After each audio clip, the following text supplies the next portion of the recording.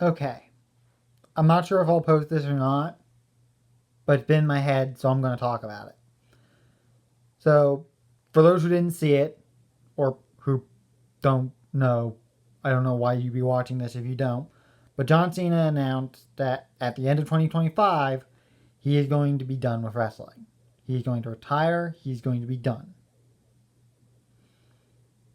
So, a little bit of personal history about me, right? In my history of wrestling.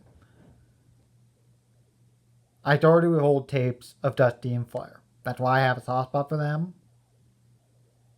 But modern wrestling, when I started watching modern wrestling, it was when Brock debuted, 2002 ish. So it's sort of end of Attitude Era. So Ruthless Aggression Era has a soft spot for me. Edge, Brock, John Cena, Batista, Randy Orton, all those guys, I have a soft spot for. So this, it hits different. It does. It's not like Flair where the soft spot is there, but not. Flair had it too, but this is different because this is a guy that was constant. Flair was already on his way out. You knew that. I knew that Flair was in the latter half of his career when he started doing stuff with Evolution and all that. I understood that.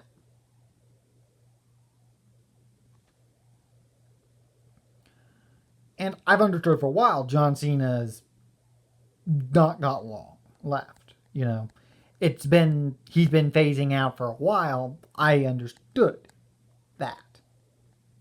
But I always kind of thought, I don't know.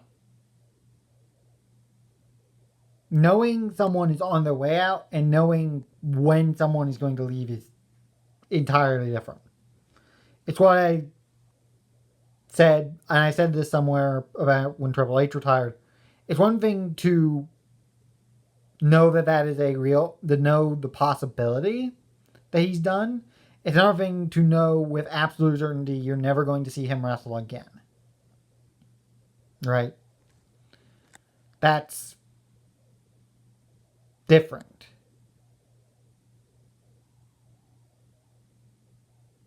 And for a lot of people now, there's a whole generation that's their guy.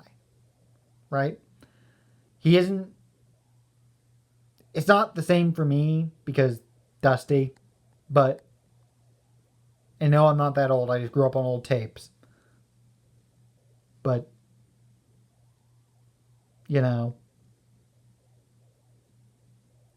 It's going to be something because for a long time, the contents were people like him, Triple H, Kane, Big Show.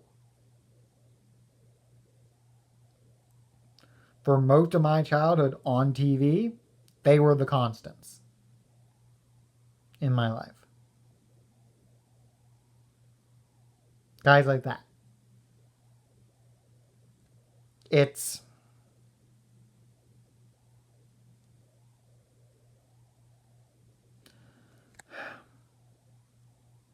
going to be tough. I don't know how I'm going to feel when he says that's it. Now, I do want to mention this. Randy Orton and him need to lace up one more time. I don't know if they do that Mania or if they do it or if Randy is his last opponent. Because part of me likes the idea of that being the Mania match. But part of me also likes Randy being the end. Being seen that of Cena and Randy finishing things the way they started. Cena and Randy saying, we came up together, we've done everything together, let's end it together. Let's finish what we started, right? One more time, you and me. No personal shit, none of the crap we've gone through that we've done before. Just to see who's better at the end. Just to see one more time, who's better? I need that. I don't care when it happens. It can be Mania, it can be SummerSlam next year, it can be whenever, but it needs to happen. Now, he said for sure he's going to be at Royal Rumble, Elimination Chamber, WrestleMania. I suspect they're going to want to put him with as many of the younger guys as they can. So I'm suspecting LA Knight, Cody Rhodes, Logan Paul, Braun Breaker, Gunther, Ilja Dragunov, Jacob Fatu.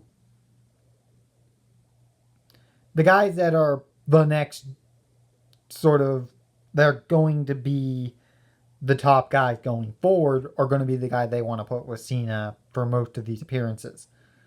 But I imagine CM Punk said on Raw, I want to do this one more time. I want one more with you before you go. Punk's he made that clear. He wants to do it one more time.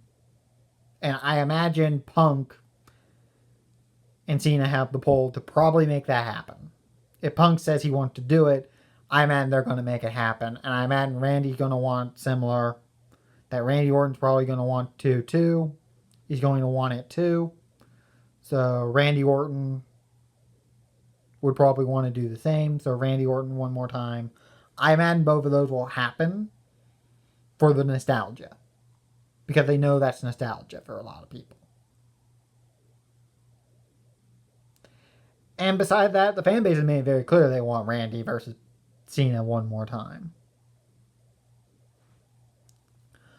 But I'm more interested in getting him to wrestle as many of the current crop of talent as we can. He said 30-something dates. Carmelo Hayes, Trick Williams,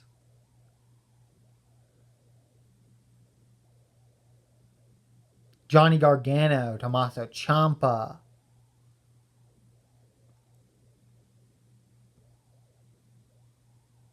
all those guys. More than anybody,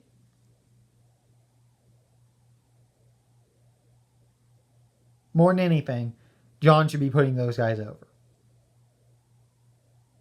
Let John give as many of those guys the rub as you can. You want Gunther to really solidify himself as champion? If he's going to have a longer reign, especially if he's going to be the champ after Mania, because there's no way he loses it before Mania, I don't think. Whether he keeps it after Mania is up for debate, but whether you want to solidify him, really solidify him, having him beat Cena would work. Or, if Gunther's going to lose at Mania, that could be his bounce back. But he comes back, fights Cena, beats Cena, and that's his comeback. Right? And then he can spring off from there. Either way, that's fine.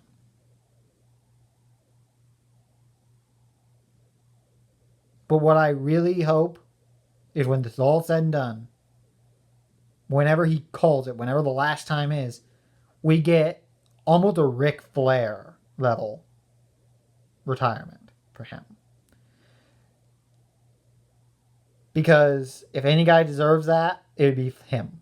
If anyone deserved the back emptying out, clapping, thank you Cena, the whole nine, it's him.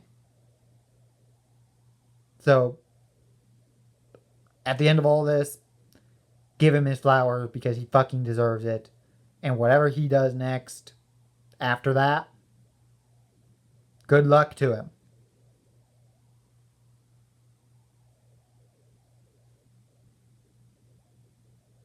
And I'll probably make a video when it's all said and done and talk about it, but I'll say it here in case I decide not to. Thanks, Cena, for everything.